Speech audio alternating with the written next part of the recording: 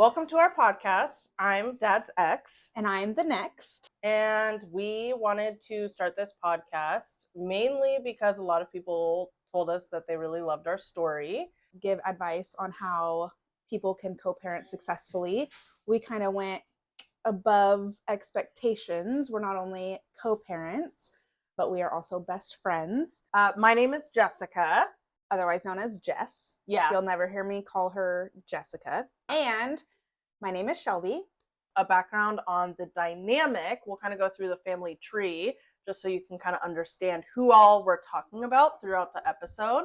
Was married, well, it's not really engaged to Nick, which is our daughter's father, Carly. I am now married to William, and we share a 3-year-old boy named Caden. And then Nick is now engaged to Shelby. Yes. And I have a son named Jesse from a previous relationship. He's 1 year older than Carly. And then together, Nick and I have a 3-year-old named Baker. We have a 1-year-old named Lincoln. And we have 3-month-old twin girls named Cora and Parker. So yes, that means I have Irish triplets. Story for another day. And Yes. This is our story. And so I guess I started off since I was you're I the was first. first. I was the first, but I met my daughter's father in high school, or senior year of high school, and it always makes me laugh because Shelby always says that if she had met Nick in high school, she wouldn't have dated him. Which he said the same about me. Which So is I don't just- feel bad saying it anymore. And we all went to the same high school too. I forgot about that. Yeah. But we didn't know each other, don't remember each other from high school. Because what year did you graduate? 2011. Okay, yeah, and I 2010. Yeah. And I kept to like myself and my inner circle of friends. I was not a very popular one in high school, but yeah. So I met Nick in senior year of high school, and we dated for a while after that. I got pregnant in 2014 with my daughter. And as I'm sure a lot of people know who do like the high school sweetheart thing, once you get pregnant and you have a child, you really grow up really quickly. And both Nick and I went in very different directions in terms of like what we wanted to accomplish. And we just became different people, and we really grew apart. And I grew up in a broken home. I grew up without a dad. I've been a child of divorce. And so I've always wanted to set my daughter up with the future where she wouldn't have to deal with the same things that I did. I always wanted to do things that were in her best interest.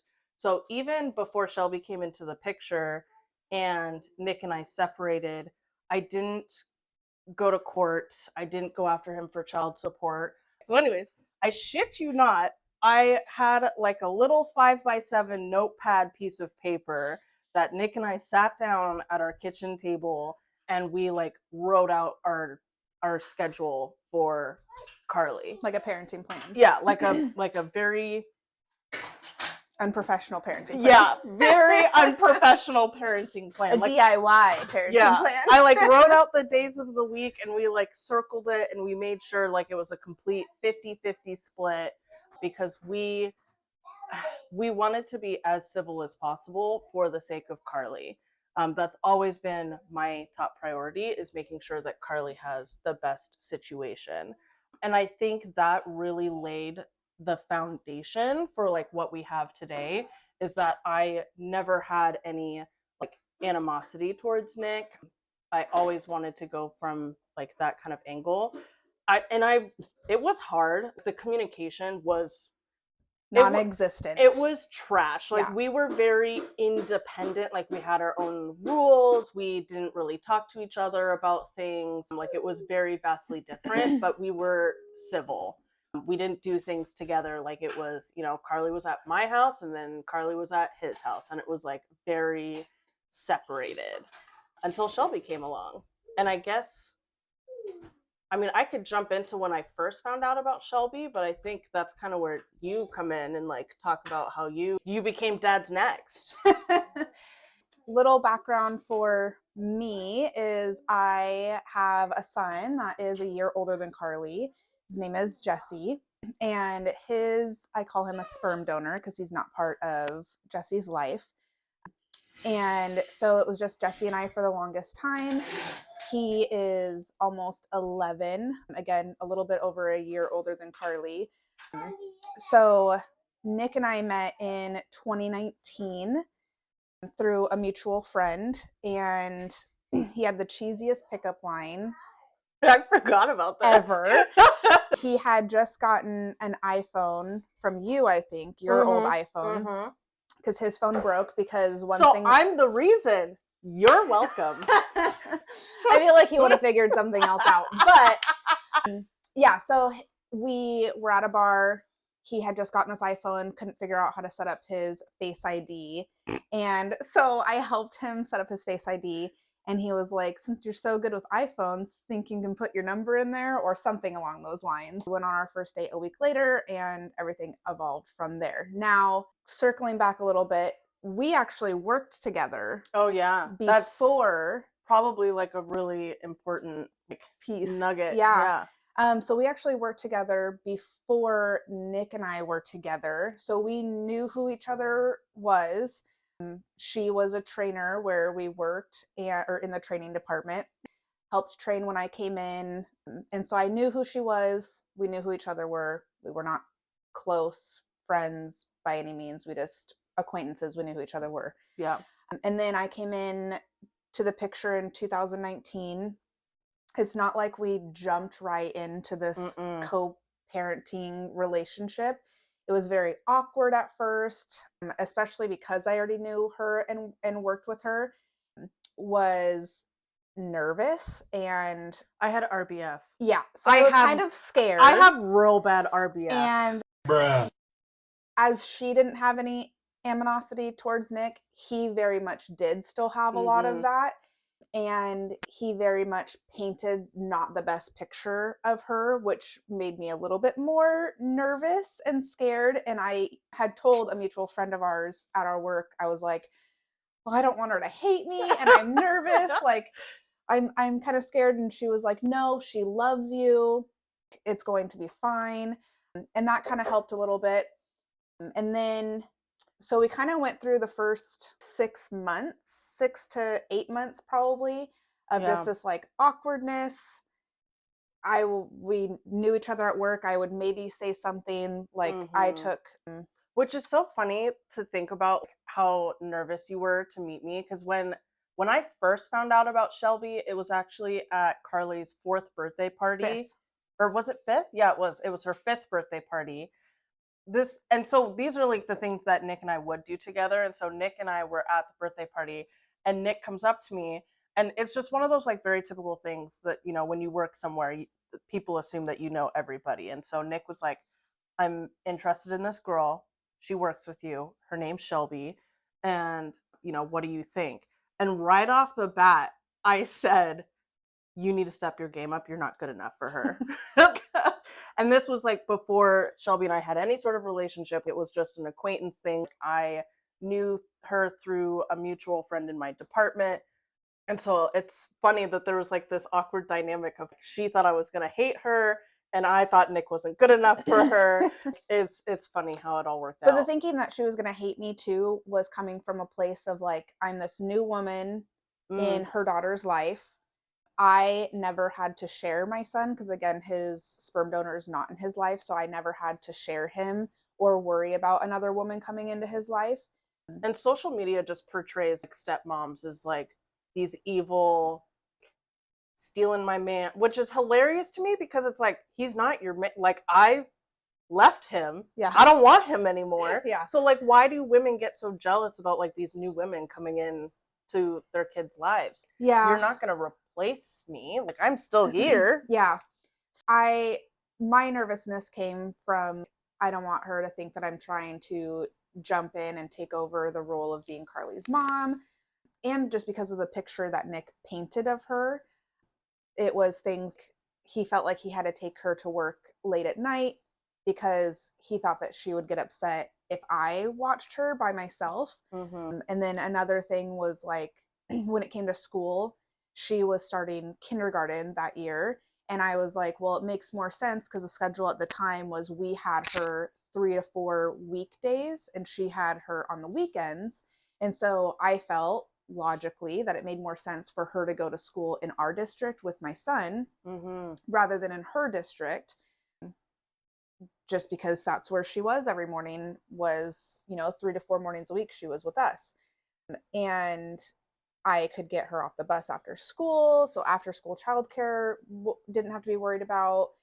But he thought that she would get upset about me watching her after school and was like, she's not going to want you to watch her. She's not going to want you to be alone with her. And I was like, well, I have a kid that I've kept alive longer than you guys have. So there's no reason she shouldn't trust me with your child. But okay, I'm not going to push it because that's not my place. Yeah. So Carly did start in her district, which was not the easiest on her just because she'd have to drive out to our house every morning, Literally pick her up. wake up at the crack of dawn. Yeah. Drive out, pick up Carly, who also had to wake up at the crack of dawn. Yep. Drive back out here.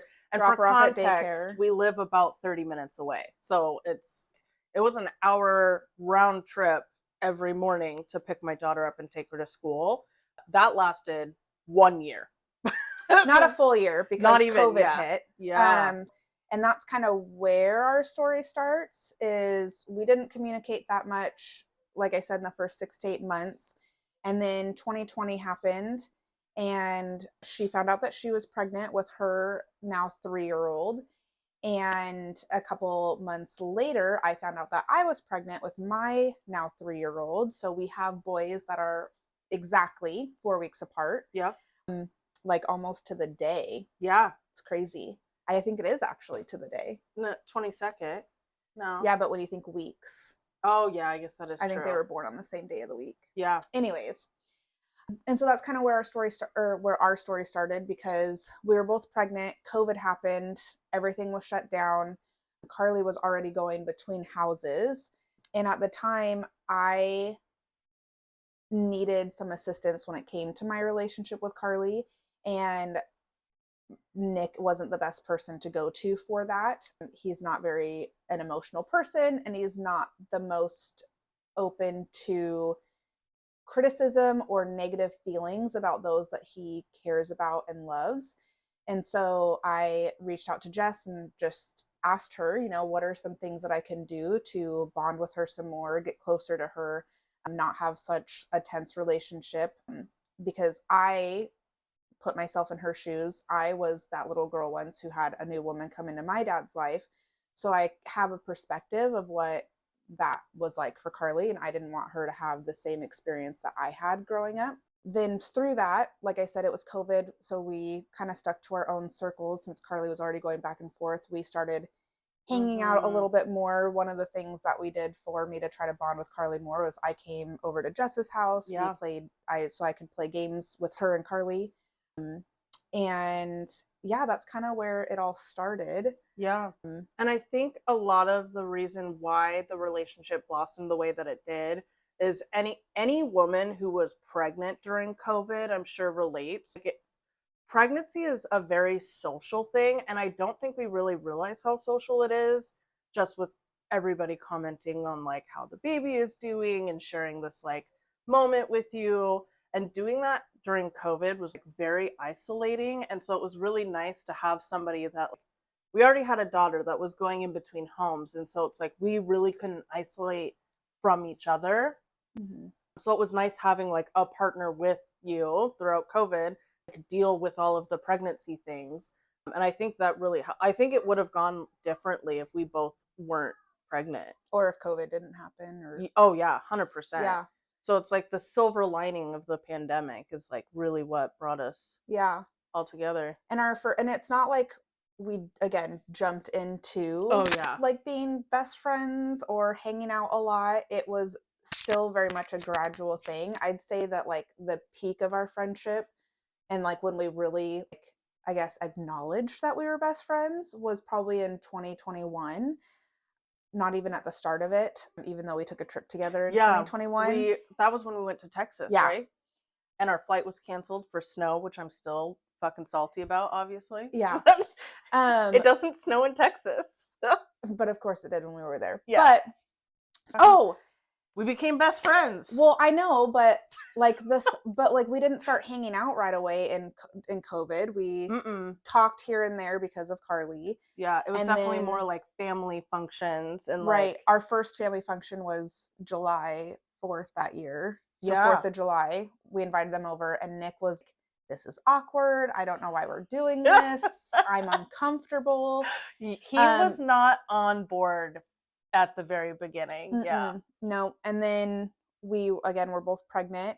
We went on Hmm. like a mom date together out to eat, and then we went shopping Yeah. when stuff started opening back up, to kind of get to know each other some more and get a break from our big kids at the time. Yeah. We call Jesse and Carly the big kids because Yeah. they're the oldest.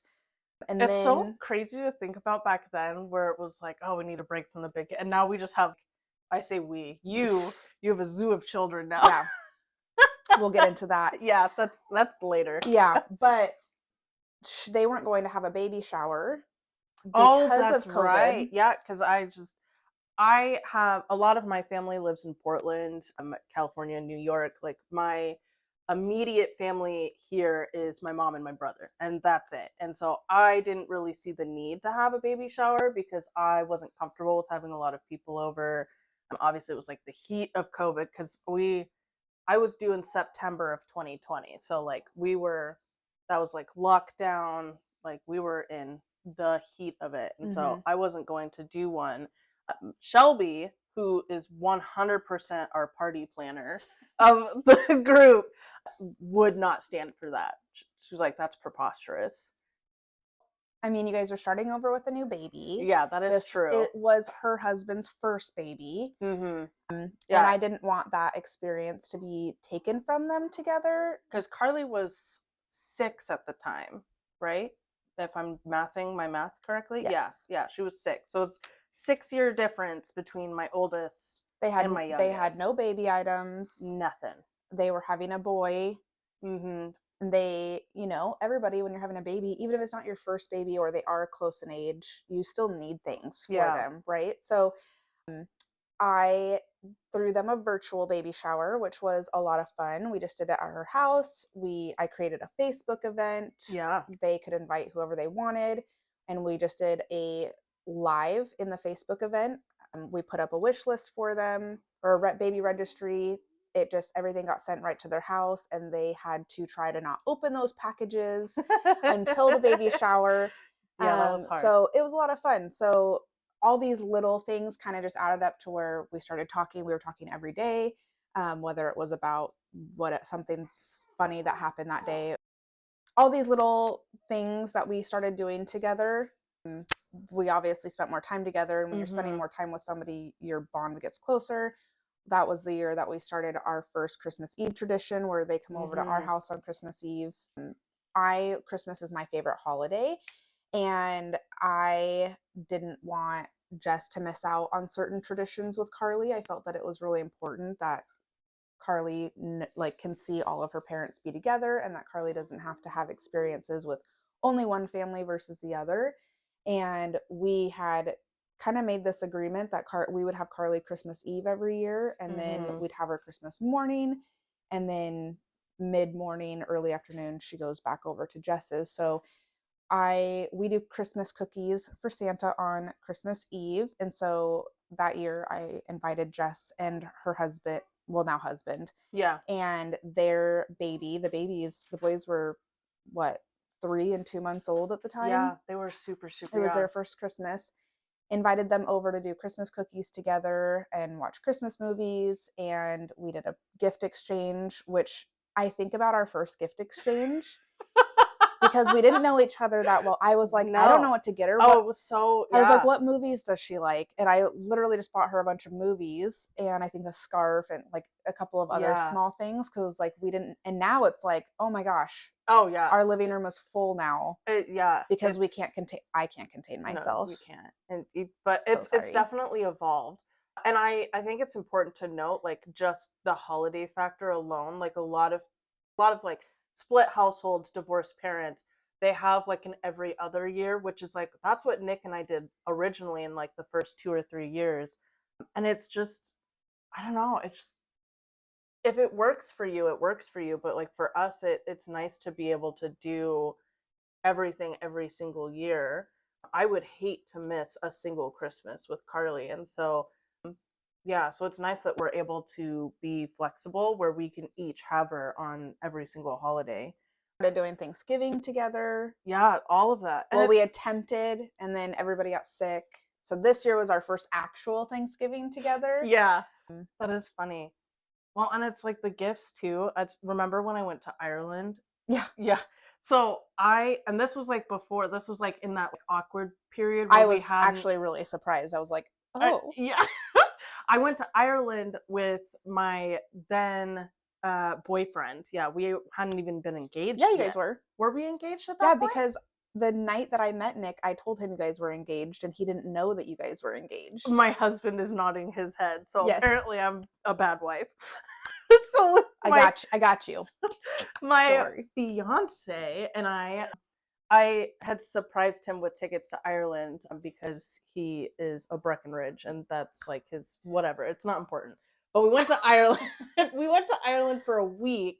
And so I had asked Nick to take Carly for that duration. And that was like the first time that I've asked him to take my days.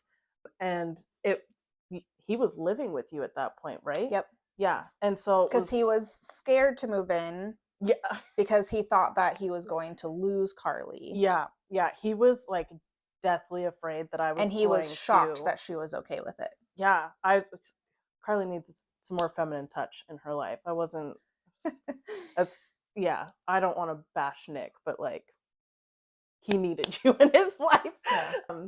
But yeah, so I'd asked them to watch Carly for the week, and so as a thank you, I got Shelby some stuff from Ireland. But it was that same thing where it's like I didn't know her, I didn't know what she liked, and so I was like and I got her. It was like a headband made from llama wool or something, but like something that was handmade in Ireland. And then I got her some Trinity earrings. And I was like, well, she's a girl, so hopefully, hopefully she likes these things. But it like never crossed my mind of people don't normally do that for Yeah. the stepmoms of their children. But it's like I wanted to show my gratitude for, hey, you're watching my little gremlin for a week when you don't have to. So but now it's like I couldn't even imagine. I get so excited to shop for you for Christmas now of just Oh, birthdays, Christmases, they're unhinged. It yeah, just they go a little wild. yeah. Yeah. It's evolved to maybe an unhealthy status, but Yeah, we won't talk about that. your words, not mine. But yeah, I mean, everything boiled down to, I think, just what we wanted Carly to see between all of her parents. And a lot of that, I mean, Jess, like she said, grew up without a dad. So she never had to deal with like the step parents or anything like that. Whereas I grew up in a divorced home. I grew up with, you know, a stepmom, and my mom dated, and there was different men in and out of my life. And then Nick also has divorced parents and step parents. So just we had different views of it. I think Nick and I did. Like I said, he was very much at the beginning like, this is weird, I'm uncomfortable, I don't like this. It's like the way that he grew up though, it's like he grew up in a divorced home where it was the parents did not like each other. Like you went to your dad's house and you went to your mom's house, and like that was that. His mom didn't start showing up to events that his dad was at until last year. So it doesn't surprise me that Nick was, this is weird as shit, guys. Yeah. Yeah. So, but now it's to the point where even he's like we were just talking last night about, oh, it'd be fun if we did like an all adult trip to Vegas, and like Oh my the God. four of us went. And again, he had a lot of animosity in the beginning where it was like he did not like her current husband, did not want to be around him. And by all means, they don't have the same relationship that like we do, but like they tolerate each other. I'd say they were friends. I think we're past the point of them tolerating each other. I think they tolerated each other for the first while, but I think that Disney World definitely changed things with their dynamic. At it least. really did. Yeah. So yeah, so now even he's like, oh, we should go do this with them, or we Mm-hmm. should invite them over for a game night, or, you know, whatever. And he looks forward to the different thing, like traditions that we do, all of but it all, like I said, boiled down to, at least for me growing up in that environment, where like my mom would say bad things about my dad and his side of the family, Mm-hmm. to the point where my son is named after my dad. Was my dad's middle name. And my mom, who I do not have a relationship with anymore, refused to call my son by his name. Like, that's the extent that she hated my dad's side of the family on, which we can get into another day. But so, like, that kind of tells you how I grew up with a split household. And that wasn't what I wanted for Carly either. So, the whole, where I was coming from with like reaching out to Jess was all from a heart of like, I want Carly to be happy in both Mm-hmm. homes, and I want her to see us getting along, because that's not what I saw growing up. It just happened to be that it grew into something more, not Yeah. planned or anything like that. It wasn't the intention to have this outcome, but I think it just happened with a lot of communication Consistency. and yeah, consistency. And it's not like it was smooth sailing all the time. We've had our ups and downs, but at the end of the day, the priority has been and has always been Carly and her mental health, and making sure that we're at least doing the best that we can for her. And I think that's why, even through all of the trial and error, we've been able to be so successful. And now I don't even know what the hell I would do without, like, like, I don't know. Yeah, because I think one of the big things too that I think was probably a shock for Carly at first. And even now, I think Yeah. sometimes she doesn't realize how much we talk. Well, maybe now, Yeah, maybe now, but it's but it took caught a her. while, where it's like she can't do the, well, mom said this and Mm-hmm. dad said this, and because we check like, hey, did you tell her this, or Mm-hmm. did this happen? And you know, once we started talking more, because one thing that I would do is I'd reach out to her like, hey, do you allow this for her, or what is this rule, what is this boundary? Yeah, it's a lot more cohesive now. Right, because I wanted to make sure that she wasn't, because that's so confusing as a child, right? Is to go to one home, you have one set of rules, go to another home, you have a completely other set of rules. Yeah. And that's again how I grew up. I had different rules in different homes, and it was very confusing, and then you have to adjust. And like for Carly, she was in both homes every week. Yeah. It was 3 days, 4 days, and then 4 days, 3 days. And so that was a lot of that she was having to adjust in, as far as rules go, at which house. Yeah. And so I started reaching out to Jess more, as far as like, what is this rule? What do I do in this situation? Especially if Nick wasn't around and I had her and something happened, I'd be like, hey, this just happened. How would you like me to handle it? Because Mm-hmm. again, I'm not here to replace you. I'm not here to step on toes. I want to make sure that there's consistency between both homes, so that again, she's not getting confused. She knows what to expect within each home. And I think that that really helped as well. Yeah. This is what you get when you deal with ADHD people. Oh, that was my point. Literally was my point. Nice. Yeah, my point was we got Carly diagnosed with ADHD. 2022. Yeah, 2022, which feels weird to say that in 2 years now. But that was like a big proponent of, like, I'm so glad that we have such a cohesive parenting, because one of the things that she really struggles with is change. And we didn't realize it at the time, but having her switch between homes every single week was actually like making things worse for her. So the best thing that we did for her unknowingly was communicating and making sure that it was as similar as possible in terms of boundaries and rules and the things that we expect of her, helped a lot. Whereas before Shelby was in the picture, like, it was completely night and day difference between Nick's house and my house. And so that's actually been a big help for Carly's ADHD is, she can't, she tried. She tried Yeah. to say like, oh, well, it's different. And it always would shock her of like, yeah, no, Shelby said this. And then You talked to Shelby? Yeah. Yeah, Now it's expected. it is expected, but it took a little bit for her It took to a kind couple of of years. I think the first couple of years it was like, what? yeah. Yeah. And now it's like I'll talk to Carly about something or I'll take a picture and she'll like proactively, are you going to send that to Shelby? You should send that to Shelby. You should tell Shelby that. Or it's, can you take this picture and send it to Shelby? Yeah. Or Yeah. yeah, So she's definitely on board now, yeah, which is really cool. it is.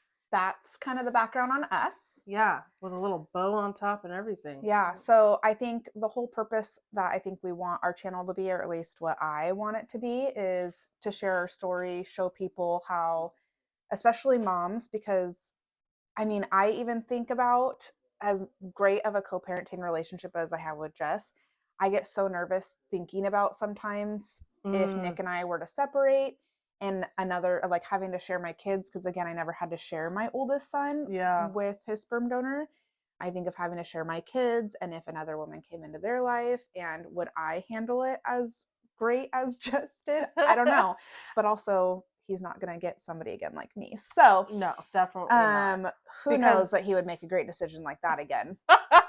But yeah, so I think that we want to help parents, Mhm. you know, break that unhealthy relationship that they have with their ex-partners so that their kids can grow up in a healthy environment. And yeah, tell our story, our experiences, how we do it so well, share advice. We do have an email, so if anybody Mhm. has any questions or specific topics that they would like, or requests or anything, feel free to email us. It's dadsxandnext@gmail.com. So feel free to email us. We both have access to it. And we will also be setting up social media platforms, Instagram, Facebook. Oh yeah. We'll have like a whole link tree that we'll put in the bio and stuff once we get everything. Up and going. Yeah, this is definitely first episode vibes, but we have a lot of things in the works. And so stay tuned for that. We're gonna be awkward at first while we like get the groove of everything. Yeah, so it's like we'll work out the kinks. I mean, we'll have screaming children in the background. We'll have dogs in the background. Like we're both moms, so Deal with it. yeah, pretty much. Luckily, this is a lot calmer of a household than my household. That is true. That is true. So make sure you like, subscribe, email us with questions, topics, Mhm. anything that you'd like to hear from us. And yeah, thanks for watching. Thanks for encouraging us to do this and loving our story enough to want to join us on this journey. Yeah. Cool. Bye. Bye.